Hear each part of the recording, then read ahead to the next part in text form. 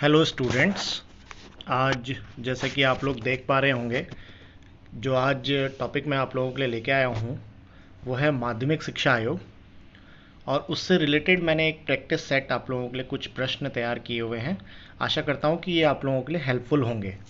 आप यदि इससे रिलेटेड पूरा टॉपिक आपको चाहिए तो आप डिस्क्रिप्शन में मैं इसका लिंक शेयर कर दूंगा, मेरे पुराने वीडियोस में आप उसको डिटेल में देख सकते हैं। तो चलिए शुरू करते हैं। पहला प्रश्न जो मुदालियर आयोग से रिलेटेड है, माध्यमिक शिक्षा आयोग से रिलेटेड है, वो है माध्यमिक शिक्षा आयोग का गठन कब किया गया। तो उत्तर आप देख पा रहे होंगे, माध्यमिक शिक्षा आयोग या मुदालियर आयोग का गठन जो है 23 सितंबर 1952 को किया गया। दूसरा प्रश्न, माध्यमिक शिक्षा आयोग को किस अन्य नाम से जाना जाता है।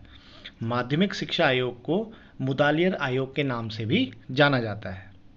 क्योंकि इसके अध्यक्ष जो थे वो लक्ष्मण स्वामी मुदालियर थे, तो इस आधार पर जो है उन्हें इस आयोग को मुदालियर आयोग के नाम से जाना जाता है।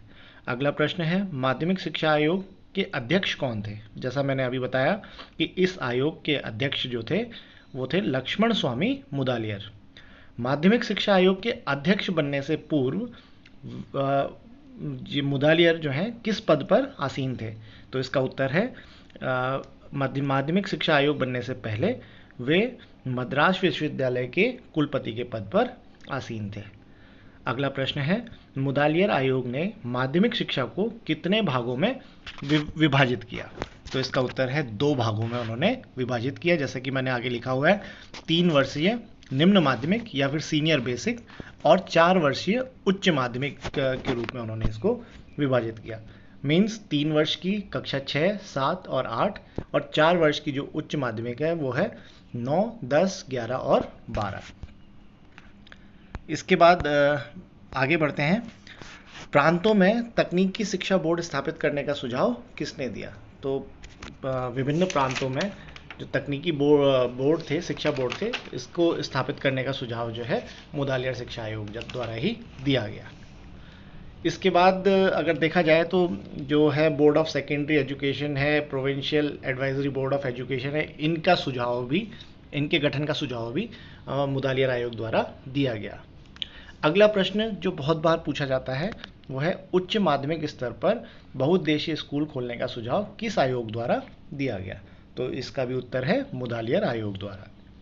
अगला है, स्कूल स्वास्थ्य सेवा योजना शुरू करने का सुझाव किस आयोग द्वारा दिया गया। तो इसका उत्तर है मुदालियर आयोग द्वारा। उनका मानना था कि छात्रों का कम से कम एक बार स्वास्थ्य परीक्षण होना चाहिए पूरे वर्ष में, और जो बीमार रहते हैं, जो अस्वस्थ छात्र हैं, उनका कम से कम 2 बार या 2 से ज़्यादा बार परीक्षण होना चाहिए। अगला प्रश्न है, शैक्षिक और व्यावसायिक निर्देशन ब्यूरो की स्थापना का सुझाव किस आयोग द्वारा दिया गया। यह प्रश्न भी बहुत इंपॉर्टेंट है, कई बार परीक्षाओं में पूछा गया है। तो इसका उत्तर है मुदालियर आयोग द्वारा। अगला प्रश्न है, मुदालियर आयोग द्वारा माध्यमिक शिक्षा किस आयु वर्ग के लिए निर्धारित की गई। तो इसका उत्तर है 11 से 17 आयु वर्ष के लिए। अगला, मुदालियर आयोग द्वारा माध्यमिक शिक्षा कितनी अवधि की निर्धारित की गई। जैसा कि इससे पिछला प्रश्न हमने देखा 11 से 17 वर्ष, तो आप उसको अगर देखेंगे तो 7 वर्ष की जो अवधि है वो माध्यमिक शिक्षा की उन्होंने निर्धारित करने का सुझाव दिया। इसके बाद है, आर्बिट्रेशन बोर्ड के गठन का सुझाव किस आयोग द्वारा दिया गया। ये आर्बिट्रेशन बोर्ड जो है शिक्षकों की शिकायत से संबंधित है, तो इस बोर्ड के गठन का सुझाव जो है मुदालियर आयोग द्वारा सुझाव दिया गया। यह प्रश्न भी बहुत इंपॉर्टेंट है, कई बार जो भी हमारे कॉम्पिटिटिव एग्जाम्स होते हैं उन एग्जाम्स में कई बार पूछा गया है। अगला प्रश्न है, मुदालियर आयोग द्वारा स्कूलों में कितने शैक्षिक कार्य दिवस का सुझाव दिया गया।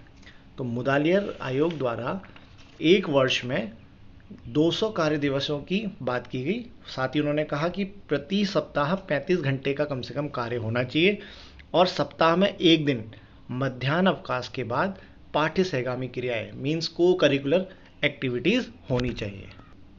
अगला प्रश्न, मुदालियर आयोग के अनुसार शिक्षा के उद्देश्य बताएं। कई बार इस तरीके से पूछा गया है ये प्रश्न कि निम्न में से मुदालियर शिक्षा आयोग द्वारा जो शिक्षा के उद्देश्य बताए गए निम्न में से कौन सा नहीं है। इस तरीके से यह प्रश्न पूछा गया है, तो इसको इस तरीके से भी आप देख सकते हैं। इसका उत्तर है लोकतांत्रिक नागरिकता का विकास, व्यावसायिक कुशलता का विकास, व्यक्तित्व का विकास और नेतृत्व क्षमता का विकास, ऐसा मुदालियर शिक्षा आयोग द्वारा सुझाव दिया गया। अगला प्रश्न है मुदालियर आयोग ने अपनी रिपोर्ट कब प्रेषित की? तो इसका उत्तर है मुदालियर आयोग द्वारा 29 अगस्त 1953 को अपनी रिपोर्ट भारत सरकार को प्रेषित की गई। अब आप देख सकते हैं कि मैंने मैक्सिमम जो प्रश्न हैं वो मुदालियर आयोग के कवर किए हैं। इससे एक तरीके से आपका पूरा टॉपिक कवर होता है और आशा करता हूं कि आप लोग आगामी परीक्षाओं में अच्छे अंकों से उत्तीर्ण होंगे। धन्यवाद।